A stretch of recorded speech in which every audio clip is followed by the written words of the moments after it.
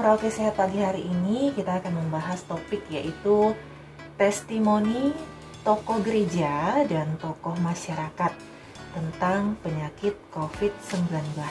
Yang mana untuk narasumber pagi hari ini, yang pertama ada Bapak Pastor Hendrikus Kariwop MSc yang sudah hadir di studio pada pagi hari. Selain Bapak Pastor, ada juga Bapak Thomas Kimko SSTP.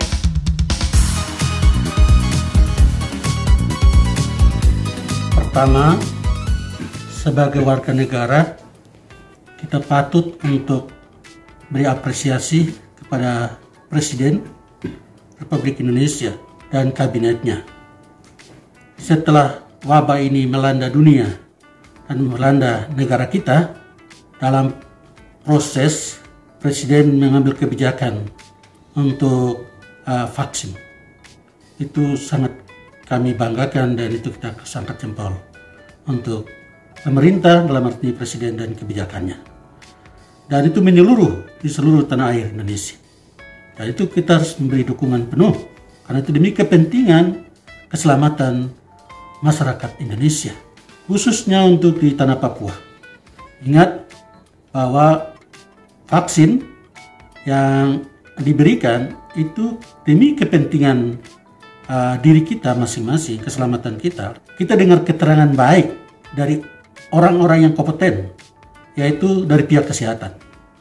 Jangan dari orang lain. Orang yang tidak punya kompetensi memberikan kejelasan, keterangan bisa jadi tambah, bisa juga kurang. Ya, jadi kita mendengar dari orang yang berkompeten. Dalam arti dari pihak kesehatan, petugas kesehatan, entah dokter, mantri, perawat yang memberikan keterangan tentang kegunaan vaksin. Setelah kita mendengarkan dan kita menerima, itu harus setiap warga negara. Setiap kita dengan menerima vaksin, kita menyelamatkan diri sendiri, tapi juga orang lain. Pengalaman saya berhadapan atau kena virus corona, yaitu pada tahun 2020 Desember, tepatnya tanggal 27 sebelum Natal. Itu memang saya sibuk melayani umat penerimaan sakramen tobat ya. Itu penerimaan sakramen tobat secara pribadi dan 3 hari berturut-turut, dan saya mulai melayani dari jam 4 sore sampai jam 11 malam. Saya kurang makan, nanti makan terlambat ya. Selama 3 hari berturut-turut. Setelah itu perayaan Natal. Habis perayaan Natal, 2 hari kemudian itu saya mengalami gejala-gejala. Gejala pertama adalah menggigil, demam. Persendian-persendian saya itu sakit, radang itu sakit, memang tidak bisa makan, hilang rasa, penciuman juga tidak bisa cium. Ya, saya sakit dan saya istirahat 2 hari, 3 hari, dan saya melapor ke dokter Inge dan dokter Yano.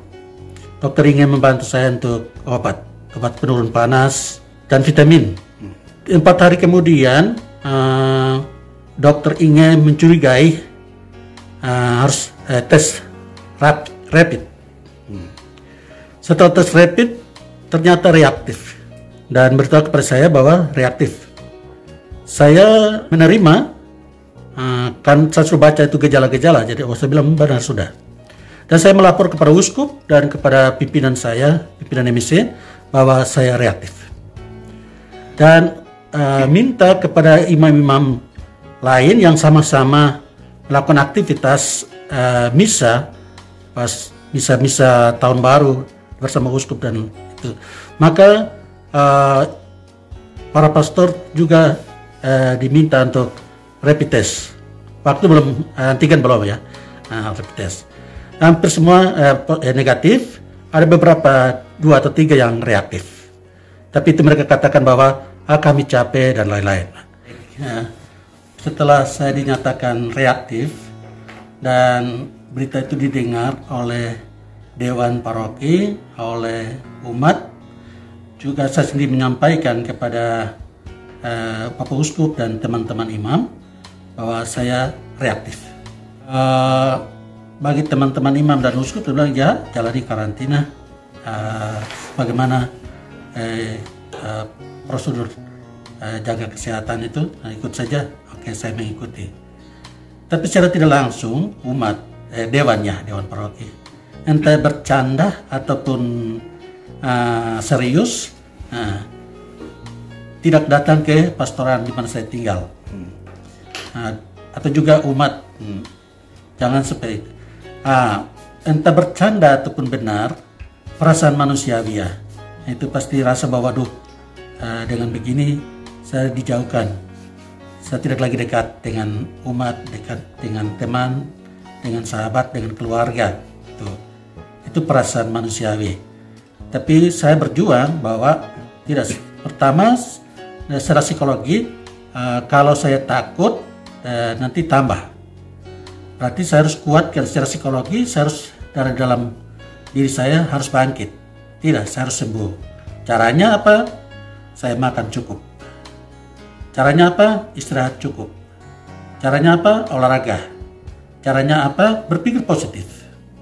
Saya tidak mau berpikir negatif.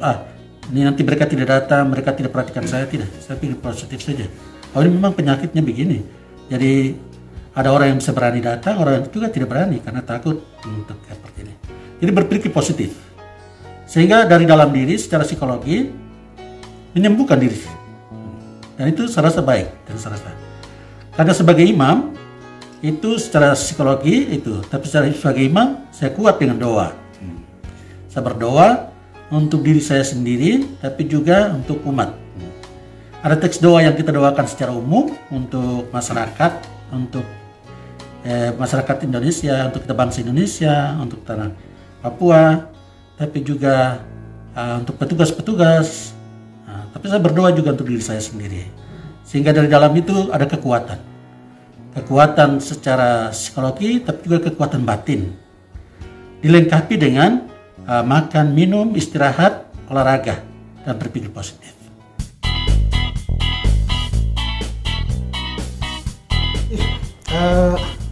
Pengalaman saya ini cukup menarik yang perlu saya share di kesempatan pagi hari ini.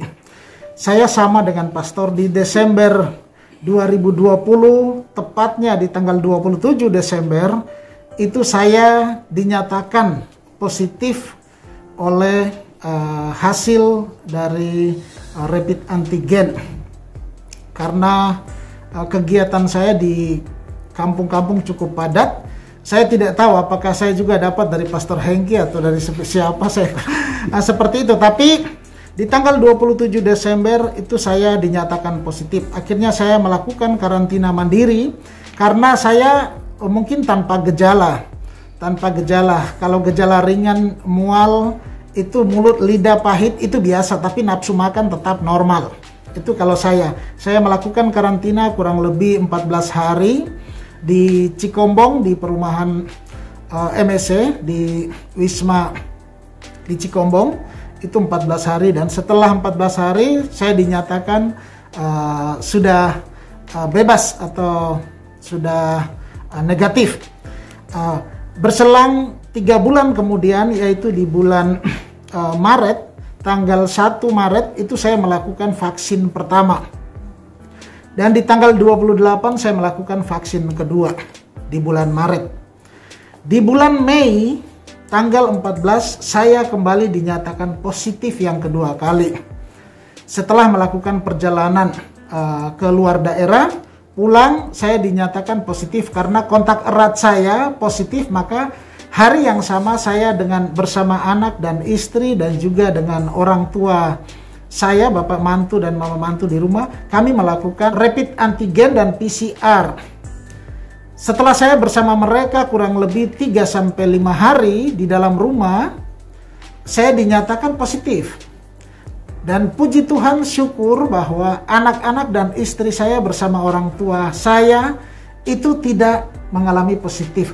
Hasil rapid antigen saya negatif, tapi hasil PCR saya positif. seperti itu. Sehingga saya melakukan karantina mandiri walaupun tidak ada gejala sedikit pun yang saya rasakan di dalam tubuh saya. Positif pertama itu rasa mual-mual sedikit-sedikit saja, tapi kalau penciuman dan yang lain-lain, nafsu makan apa tetap normal. Tapi yang gejala kedua tidak ada. Saya merasa bahwa saya selalu sampaikan kepada keluarga saya, secara khusus istri dan anak-anak saya, bahwa prinsip saya dalam hidup ini, mati dan hidup itu Tuhan punya urusan. Jadi kalau memang meninggal karena COVID ini, maka kita harus berserah pada Tuhan. Maka satu hal yang saya selalu sampaikan kepada istri, anak-anak saya, dan juga pribadi saya, bahwa saat ini kita sedang menghadapi wabah. Maka ketika positif pertama, sama sekali rasa takut, rasa cemas, rasa takut mati itu sama sekali tidak ada di dalam diri saya. Justru saya membentengi diri saya untuk berpikir positif. Maka setiap kali ketika saya masa karantina, itu saya memberikan informasi edukasi bahwa tidak usah takut dengan COVID. Suka tidak suka, saat ini kita harus hidup berdampingan dengan COVID. Itu yang terpenting. Tetapi yang harus dan wajib kita perhatikan saat ini adalah apa yang menjadi ketentuan dari pemerintah, baik pemerintah pusat maupun pemerintah daerah, untuk protokoler kesehatan dan juga meningkatkan imunitas tubuh kita, itu wajib kita lakukan. Wajib kita lakukan. Sebentar nanti saya akan menyampaikan secara detail. Ada informasi-informasi hoax dan juga ada informasi-informasi dan juga oknum-oknum tertentu yang menyebar berita untuk jangan vaksin dan yang lain-lain. Sebentar kita akan diskusikan secara tuntas. Jadi intinya bahwa saat ini nih ada virus corona. Cepat atau lambat, kita semua saat ini menunggu giliran. Yang sudah kena 1 kali, tunggu giliran kena 2 kali. Yang 2 kali, tunggu giliran kena 3 kali. Dan seterusnya. Nah, seperti itu. Dan seterusnya. Yang sudah vaksin tinggal tunggu giliran juga. Tetap akan tunggu giliran. Nah, seperti itu. Maka sebentar nanti saya akan sampaikan. Jadi intinya, bekali diri kita dengan imunitas yang baik. Meningkatkan imunitas yang cukup dan tinggi dengan aktivitas yang tadi sudah Pastor sampaikan, tetapi juga tetap berpositif thinking dan juga tetap menjaga protokoler kesehatan. Itu sangat penting. Kesempatan ini saya akan berbagi informasi dan saya berharap semua masyarakat bisa mendengarkan informasi ini, mencerna, dan ending terakhir adalah saudara-saudari, mama-mama, enang-enang, namek-namuk, dan kita semua yang belum vaksin, segera sekarang pergi vaksin.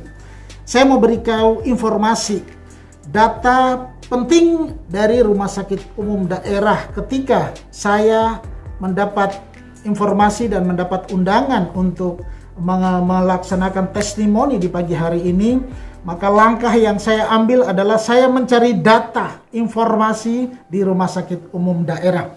Dengarkan baik-baik.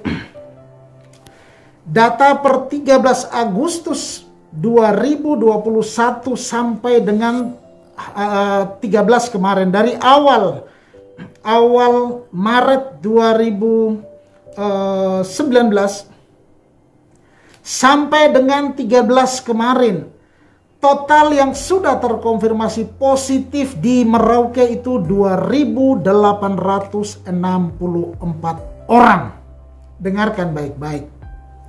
Yang meninggal sampai dengan tanggal 13 Agustus 2021 kemarin itu total masyarakat Merauke 188 orang.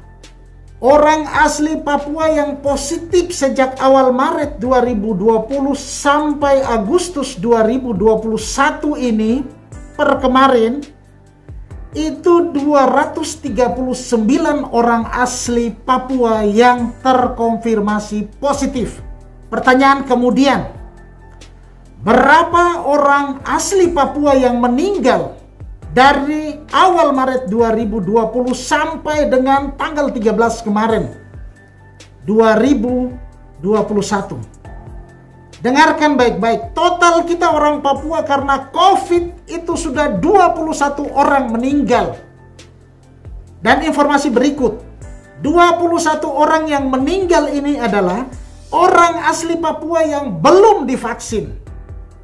Jadi 21 orang ini belum divaksin. Kemudian pertanyaan berikut, informasi hoaks yang beredar saat ini di Merauke dan di seluruh Papua. Pertanyaan pertama, untuk kesehatan kita, bukan jadikan vaksin karena kita pergi vaksin saja karena memang ada persyaratan ini begini. Jangan jadikan itu sebagai dasar untuk kita vaksin, tapi jadikanlah dasar vaksin di dalam tubuh kita untuk memberikan jaminan perpanjangan hidup untuk kita. Saya mau hidup sekitar 70-80 tahun, jangan saya mati karena corona karena belum divaksin. Nah seperti itu. Jadi pemikiran kita, ini ada persyaratan begini-begini jadi kita harus vaksin. Jangan. Minimal keikhlasan diri sehingga tidak ada pikiran yang macam-macam yang membuat kita habis vaksin langsung kita juga game. Jangan. Saya untuk perhatian penuh untuk virus corona atau COVID-19 di Kabupaten Merauke. Saya pikir secara maksimal pemerintah daerah sudah dengan berbagai media. Kebetulan saya di Dinas Kominfo juga ada satu mobil yang selalu putar di dalam kota Merauke untuk mengusir masyarakat, menghimbau masyarakat bersama dengan rombongan patroli untuk menyampaikan itu. Catatan penting yang perlu kita perhatikan bahwa untuk mencegah atau untuk memberikan edukasi untuk memberantas COVID ini bukan hanya petugas-petugas dari pemerintah Satgas COVID saja, tidak. Kita semua saat ini sudah harus, memang secara dunia ekonomi semua terganggu. Ekonomi masyarakat baik dari tingkat atas sampai dengan akar rumput tingkat masyarakat terganggu sangat sekali. Ini resiko daripada COVID ini. Tapi suka tidak suka harus kita hadapi persoalan ini. Maka pemerintah saat ini sudah berjuang untuk memberikan himbauan-himbauan seperti yang tadi Pastor sudah sampaikan. Sampai ada tindakan fisik dari rupa push up dan yang lain sebenarnya. Saya pikir kembali lagi ke kita masyarakat saat ini sudah harus kita seriusi. Kalau dulu baru satu orang yang meninggal saja kita sudah berteriak kiri kanan. Tapi hari ini 4-8 orang meninggal di Kabupaten Merauke. Dan kita setiap saat, kebetulan jalan di Jalan Raya Mandala atau jalan di Jalan Brawijaya, kita berpapasan dengan ambulans yang begitu lari kencang membawa. Rata-rata identik kita nih 2 ambulans. Tapi karena ambulans sekarang terbatas, akhirnya biasa sekarang lari satu-satu. Karena satu hari itu sudah 4-8 orang meninggal. Seperti itu. Perlu kita ketahui juga, kasihan. Di Merauke ini tenaga medis kita terbatas. Kasihan, terbatas sekali. Dan saat ini banyak tenaga medis terpapar. Seperti itu. Sayang, kalau semua tenaga medis terpapar, kemudian pertanyaan saya, bagaimana saudara-saudara kita yang secara khusus sakit virus corona ini yang sementara dirawat, apakah siapa lagi yang mau datang mau ini? Sementara keluarga saja banyak yang sudah menolak untuk pergi rawat, pergi dampingi karena virus ini. Belum mereka lagi yang sakit-sakit biasa, jantung dan sakit-sakit penyakit biasa. Sayang kalau petugas kita korban semua karena COVID. Oleh karena itu saat ini saya mengajak, tidak bisa tidak ada tawar-menawar. Harga mati untuk sama-sama kita harus berjuang untuk memberantas COVID ini. Seperti itu. Jadi tidak ada cerita tawar-menawar. Saya jujur, kalau saya jalan saya lihat orang kerumun-kerumun tidak pakai helm, saya bilang, "Pak, pakai helm, pakai masker itu."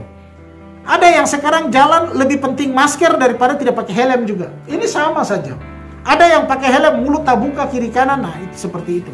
Jadi saat ini saya mau bilang untuk kita semua, jangan kita menganggap remeh. Tiap hari 4-10 orang, 4-10 orang meninggal di Merauke ini. Jangan kita anggap ini hal biasa. Jangan, cepat atau lambat ini barang ini dia akan sentuh kita masing-masing. Kalau kita tidak mengikuti protokoler kesehatan. Karena ini wabah, virus. Nah, seperti itu. Penutup di pertemuan di acara testimoni di pagi hari ini. Pertama saya ucapkan permohonan maaf kepada barangkali yang pertama Bapak Stef dan juga siapa saja yang mendengar ini kemudian merasa marah dengan saya, silakan mau marah. Tetapi satu hal yang saya mau sampaikan, bahwa kita menyebar berita bohong itu lebih cepat, lebih mudah daripada kita menyebar berita baik. Dan rata-rata orang yang selalu menyebarkan berita bohong itu adalah ciri-ciri orang yang susah berkembang dan bisa beradaptasi.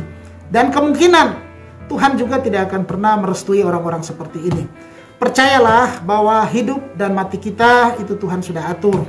Jadi sekarang stop dengan menyebarkan berita bohong. Saudara-saudara, saudara semua, anak-anak kita yang usia 12 tahun sampai ke atas, dan orang-orang dewasa yang sekiranya kondisi tidak ada komorbid atau penyakit-penyakit bawahan, jantung, asma, dan yang lain-lain, berilah keterangan yang jelas, berilah keterangan yang positif, datang beramai-ramai untuk mencari tempat untuk vaksin, seperti itu. Dan yakin dan percaya, pemerintah secara dunia dan secara nasional, secara khusus di Merauke, pemerintah menyediakan vaksin bukan memusnahkan masyarakat, tetapi semata-mata menyelamatkan masyarakat. Satu hal terakhir yang saya mau sampaikan, bahwa kita secara khusus anak-anak Papua memang dilahirkan dan dibentuk dengan alam Papua yang keras, dan fisik kita sudah cukup kuat, imunitas kita sudah secara otomatis terbentuk, kemudian daya tahan tubuh kita sudah bentuk, lebih rata-rata daya tahan tubuh kita melebihi saudara-saudara Nusantara lain. Tetapi dengan satu kekuatan ini, saya mengajak untuk jangan menjadi ini satu kebanggaan sehingga kita melupakan yang lain. Apalagi virus wabah virus corona ini, kita menjadi bangga karena kita tidak bisa ini, tetapi jadikanlah satu kekuatan ini untuk memberikan spirit, memberikan motivasi kepada saudara-saudara yang lain.